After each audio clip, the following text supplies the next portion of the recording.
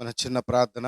జీవాధిపతి మీ కొందనాలు పరిశుద్ధాత్మ తండ్రి, నా యొక్క ఈ పాత్రను మీరు వాడుకోమని మీ జనులతోనూ సంగమతోనూ కూడి ఉన్నటువంటి ఈ ప్రజలతోనూ ఈ మైక్ శబ్దం ద్వారా వింటున్నటువంటి ఈ ప్రజలతోనూ మీరే మాట్లాడి మీ ఆత్మకార్యం జరిగించమని, మీ ప్రజలకు ప్రభువా కావలసిన వర్తమానం అందించి వాళ్ళని బలపరిచి స్థిరపరిచి నీ రాకడ పర్యంతర వరకు వాళ్ళ కాపుదల దయచేయమని పరిశుద్ధాత్మ తండ్రి మీరే నాతోనూ కూడి ఉన్న ప్రజలతో మాట్లాడమని యేసు నామములో అడుగుతున్నాను తండ్రి. ఆమేన్.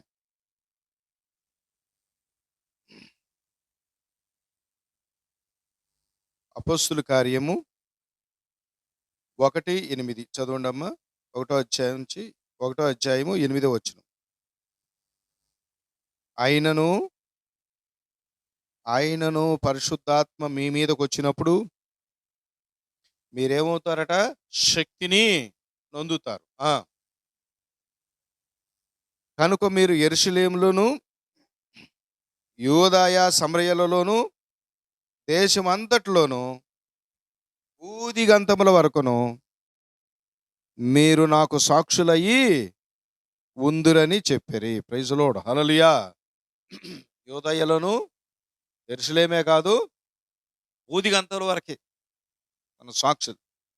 ఈ రోజున మన జీవితంలో మనం ఏ సాక్ష్యము కలిగి ఉన్నాము?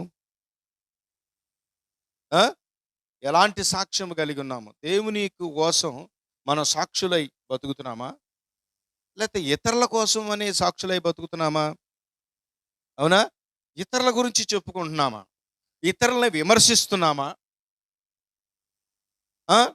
ఆ పాస్టర్ గారు మంచోడు కాదు, అబ్బో ఇవాళ బాగా నీతిమంతుడు అయ్యాడు, ఇవాళ బాగా వాక్యం చెప్తున్నాడు, పెద్ద నీతిమంతుడు అయ్యాడు. అంటే ఇక్కడ భూమి మీద ఎవరు నీతిమంతులు ఉన్నారు? ఒక్కడనూ నీతిమంతుడు లేడు. అందరూ పాపం చేసి దేవుడిచ్చి మహిమను పోగొట్టుకుంటున్నారు.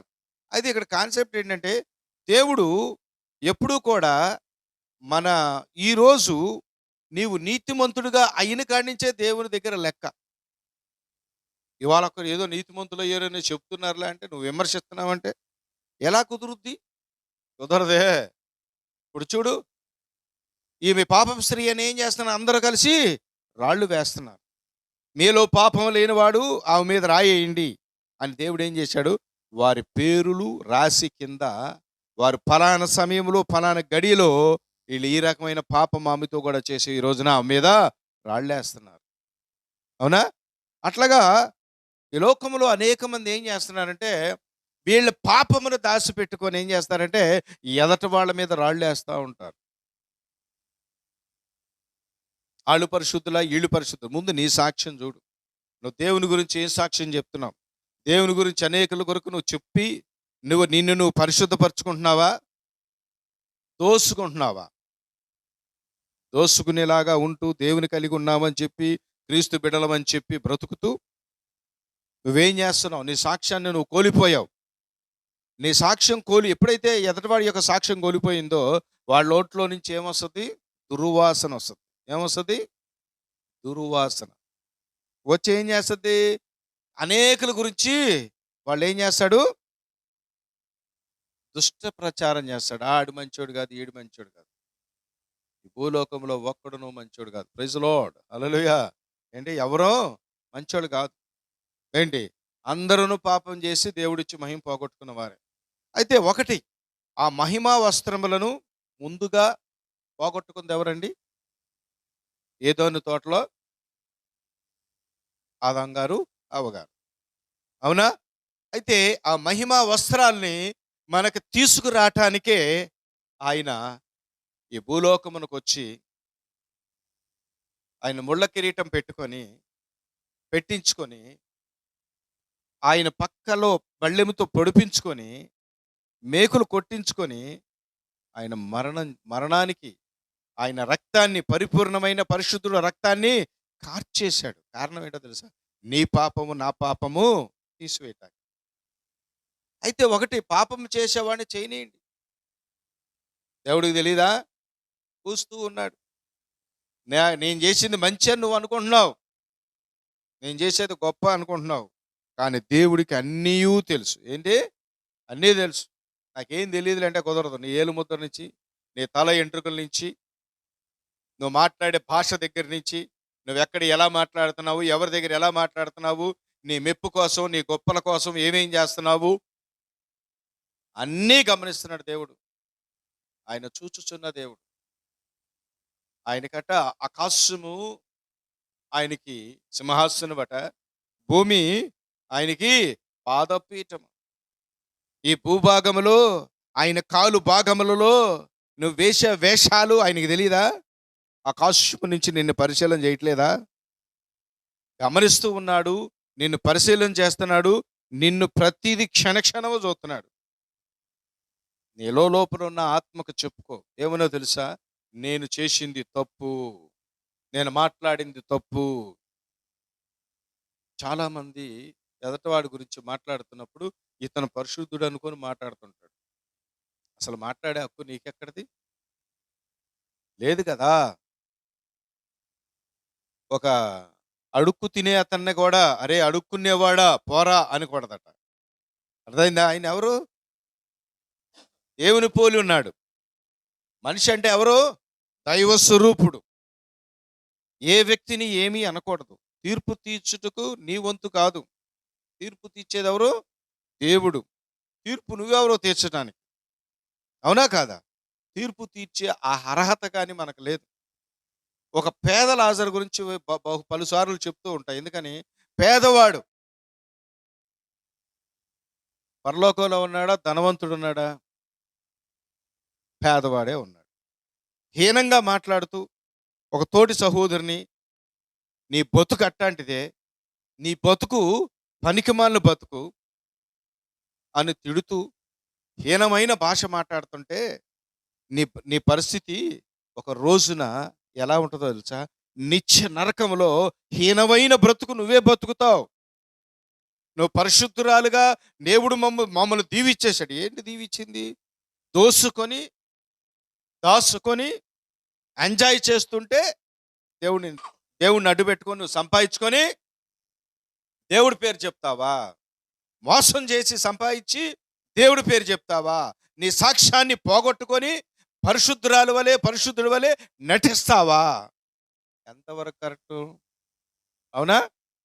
కనుక దేవుడు అక్కడి నుంచి ఏం చేశాడంటే, మత్తయి సువార్త 6:9 చదవండమ్మా. కాబట్టి మీరు ఇలాగ ప్రార్థన చేయండి. పరలోకమునందున్న మా తండ్రి, మీ నామము పరిశుద్ధపరచబడును గాక, నీ రాజ్యము వచ్చును గాక, నీ చిత్తము పరలోకమందు నెరవేర్చినట్లు భూమి యందును నెరవేరబడును గాక. మనదినాహారమును నేడు మాకు దయచేయండి. మా రుణస్థులను మేము క్షమించినట్లు మేము క్షమించిన ప్రకారము మా రుణాలు కూడా మీరు క్షమించండి. ఎందుకంటే మీరు చేసిన పాపాలు ఎదటోడు నీ పట్ల ఏదైనా తప్పు చేసి ఉన్నాడు, అవునా?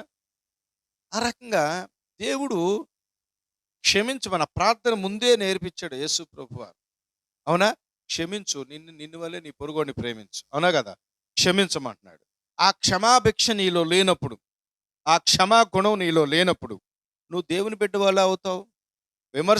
విమర్శిస్తున్నావంటే నువ్వు దేవుని బిడ్డవు కాదు. ప్రేమించు, ఆదరించు, బలపరచు, కృంగిపోయిన వాడిని లేపు. దాసుకొని నీ ఇష్టానుసారంగా చేస్తూ ఎదటవాడిని చూసి హీనంగా చూడొద్దు. నీకు చెప్పు, నువ్వు అయ్యా గర్వంతో బతుకుతున్నావు, అలా బతకూడదు నాయన. దేవుడు గర్విష్ఠుల్ని అణిచివేస్తాడు నాన్న, అలా చేయకూడదు. అంటే నువ్వు గర్వంతో మాట్లాడుతున్నావంటే, నీలో లోపల గర్వము అహంకారం ఉంది అంటే వాళ్ళని తెలుసుకోమను. మా గవర్నమెంట్ అన్ని టెక్నాలజీలు వచ్చినాయిగా, మా గురించి తెలుసుకోమని అన్నారంట ఒక ఆయన. ఏంటి తెలుసుకునేది? దేవుడికి తెలీదా? చూచుచున్న దేవుడవయ్యా యేసయ్యా, చూచుచున్నవాడవయ్యా యేసయ్యా యేసయ్యా. అదేనా? ఆయన ప్రతిదీ గమనిస్తున్నాడు, చూచుచున్నాడు, లెక్కేస్తున్నాడు. ఆయన క్షమించమన్నాడు కాబట్టి అన్నీ తెలుసుకొని కూడా మరి అవతల వ్యక్తి క్షమించి నిరీక్షణ కలిగి దేవుని యందు నిరీక్షణ కలిగి చూస్తున్నాడు. కారణం ఏంటో తెలుసా? ఒక రోజు నీ చరిత్ర తిరగేస్తాడు, నీ పునాదులు కదిలిచ్చేస్తాడు. అంతే. నీ పునాదులు కదిలించబడటానికి నీలో ఉన్న అహంకారము, గర్వముతోనూ నువ్వు మాట్లాడుతున్న భాష నీ భాషని, నీ నోటికి సీలేసి, నువ్వు మాట్లాడే విధానాన్ని, నీ అహంకారాన్ని, నీ కొవ్వుని తీసేస్తాడు దేవుడు. ఎందుకో తెలుసా? నీలో గర్వం ఉంది, నీలో అహంకారం ఉంది, నీలో పొగరుంది. అయన్నీ తీసేస్తాడు. ప్రేమించు. దేవుని వాక్యం ఇలా సెలవిస్తుంది. నిన్ను వలె నీ పొరుగువాడిని ప్రేమించు. అర్థమైందా? మరి నువ్వు అపరాధములు చేసిన వారిని మా పట్ల అపరాధములు నువ్వు క్షమించాలంటే మనం కూడా దేవుడు అప్పుడు క్షమిస్తాంట. అవునా? దేవుడు క్షమించాలంటే ఏం చేయాలి? నువ్వు క్షమించాలిగా. నువ్వు క్షమించలేని భాష మాట్లాడుతున్నప్పుడు నువ్వు విశ్వాసం ఎట్టా అవుతావు? సాతాను పోలి జీవిస్తున్నవాడు కదా. సాతాను పోలి జీవించేవాళ్ళు ఏం చేస్తారు? విమర్శిస్తూ ఉంటారు. ఎవరిని విమర్శించొద్దండి. విమర్శించారు అంటే వాళ్ళు దేవుని బిడ్డలు కాదు. విమర్శించడం అనేది చాలా తప్పు. మనం ఎవరిని ఏమనకూడదు అనే అర్హత మనకు లేదు. ఎవడ చేసేది ఆయన చేయనీయని అంటున్నాడు. ఏమంటున్నాడు? చేయనీయండి. దొంగోడుగా నుండి ఆంటీ దయ్ నువ్వు దొంగోడు అంటే ఆవిడ ఊరుకుంటాడా? నువ్వు వ్యభిచారం చేస్తున్నావు అని వాళ్ళు అంటే ఊరుకుంటారా? నువ్వు వ్యభిచారం అంటారు కదా. నువ్వు పెద్ద దొంగోడు అంటారు కదా. ఎవరిని ఏమనకూడదు మనం. చూచుచున్నాడు దేవుడు, చూస్తున్నాడు కదా. తెలియదు ఆయనకి? నీ ఏలు ముద్దలు సృష్టించిన వాడు, నీ కళ్ళు ఐసెస్ని మార్చేసి నీకున్న ఐసెస్ పక్కనోడికి లేదు, పక్కనోడికి లేదు, ఇంకొకటి లేదు కదా. ఇంత ముద్రలు వేసి ఇంత నెట్వర్క్ చేస్తున్న వ్యక్తికి ఆయనకి తెలీదా? ఈ సెల్ ఫోన్ చేస్తే ఎక్కడికి వెళ్ళద్ది? ముందు షార్ట్ లైట్కి వెళ్ళాలి. షార్ట్ లైట్ దగ్గర నుంచి అవతలడి దగ్గరికి వెళ్ళద్ది. అంటే మనిషికి ఇట్టి జ్ఞానం ఎక్కడి నుంచి వచ్చింది? దేవుడి నుంచి వచ్చింది కదా. అంటే నీ జ్ఞానం ఎక్కడి నుంచి వచ్చింది? దేవుడి నుంచే కదా. అప్పుడు నువ్వు పరలోకములో నుంచి నువ్వు నేను మాట్లాడుతున్నా ఇప్పుడు. దేవుని మాటలు చెప్తున్నా. నేను పరిశుద్ధంగా ఉన్నానా లేదా? నా ఆలోచన పర్ఫెక్ట్గా ఉందా లేదా? నా యొక్క విధానం కరెక్ట్గా ఉందా లేదా అనే విధానాన్ని ఎవరు చూస్తున్నారు? దేవుడు చూస్తున్నాడు కదా. నేను బోధించే బోధ కరెక్ట్గా ఉందా లేదా అని నన్ను గమనించేది దేవుడు. అవునా కదా? అది నువ్వు నన్నొక్కనే కాదు గమనిస్తుంది, నిన్ను కూడా గమనిస్తున్నాడు. నీ భాష గమనిస్తున్నాడు, నీ ప్రవర్తన గమనిస్తున్నాడు. అవునా కాదా? ఆయన ఆరోహణమయ్యి వెళ్ళిపోయినప్పుడు ఒక మేఘంలో అలా అడ్డుపడి ఆయన కనపడకుండా ఆరోహణం అయిపోయాడు దేవుడు. ఆయన ఏమన్నాడు? ఆదరణకర్తను మీ వద్దకు నేను పంపిస్తాను అన్నాడు కదా. ఆదరణకర్త అనగా పరిశుద్ధాత్మ దేవుడే మనల్ని ఈ రోజున నడిపిస్తున్నాడు. మనతోనూ మనందరితోనూ ఆయనే మాట్లాడుతున్నాడు. ఆయన మాట్లాడే దేవుడు, ఆదరించే దేవుడు, ప్రేమించే దేవుడు. నీ గుణగణాలు, నీ లక్షణాలు, నువ్వు దోసుకున్న ధన నిధులు, లేకపోతే నువ్వు కొంపలు ఆర్పేసిన విధానాలు. ఒక స్త్రీ అంటుంది నాతో ఈ మధ్యకాలంలో, మా దగ్గరికి వచ్చి ఆవిడ అంటుంది నాతో, ఏమన్నా తెలుసా? అన్నా, నేను ఎవరితోనూ కూడా స్నేహం చేయట్లేదన్నా ఇప్పుడు. ఎందుకని అమ్మ అంటే, ముందు నేను చేయని స్నేహం ఎవరితోనో తెలుసా? స్త్రీలతోనేనన్నా. ఆడవాళ్ళతో అసలు స్నేహమే మానేశానన్నా. ఎందుకని అమ్మ అంటే, కుటుంబాలను ఆర్పేసేది ఆడవాళ్లే, కుటుంబ వ్యవస్థలను సర్వనాశనం చేసేది కూడా ఆడవాళ్లేనా. అంటే ఇక్కడ విషయం ఏంటంటే, ఒక స్త్రీ ఒక శత్రువు అయిపోయేది. నేను స్త్రీలను విమర్శించట్లా. ప్రియమైన సహోదరులారా, మీరు నా మీద కక్ష కట్టొద్దు. ఇలాంటి వాళ్ళు ఉన్నారు అని ఆ సహోదరి చెప్తుంది. ఎందుకు చెప్తున్నానంటే, ఇలాగా ఈ రోజున అహంకారము, గర్వము ఎక్కువ ఈ కుటుంబ వ్యవస్థలను పాడు చేసుకుంటున్నారు ఆడపిల్లకాయలు. చాలామంది గర్వం, నేను చెప్పింది వినాలంటారు భర్తని. నేను చెప్పిందే శాసనం అంటారు. అది కరెక్ట్ కాదు. భర్త అంటే దైవ స్వరూపం. అవునా? ముందుగా తయారు చేయబడింది ఎవరు? ఆదాం. మనం రెస్పెక్ట్ ఇవ్వాలి కదా. అవునా కదా? అందుకని ఇక్కడ బూదిగంతముల వరకు మీరు వెళ్ళి సువార్తను ప్రకటించండి.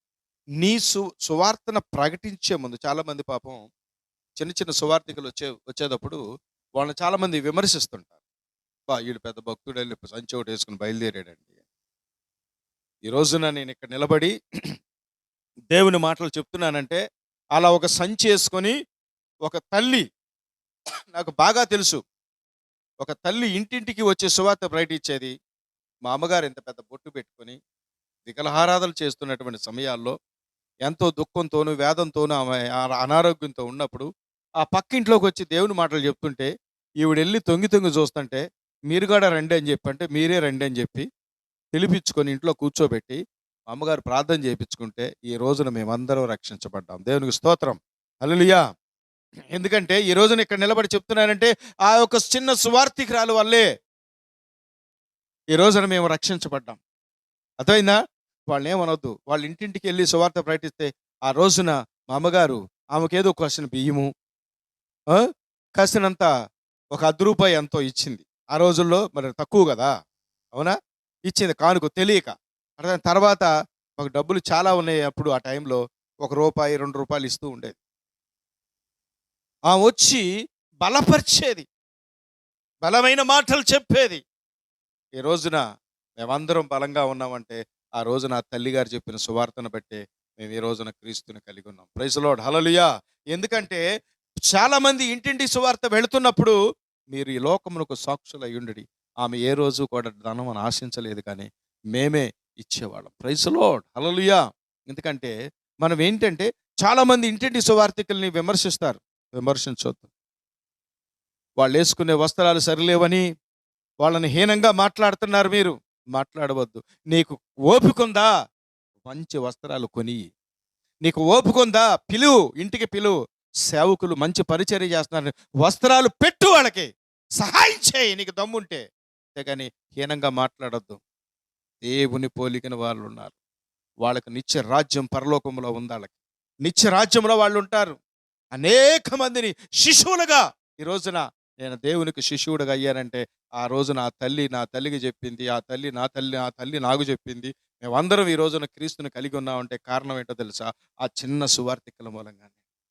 కష్టపడుతున్నారు, దేవుని పని చేస్తున్నారు, ఈ లోకములకు సాక్షులై ఉంటున్నారు.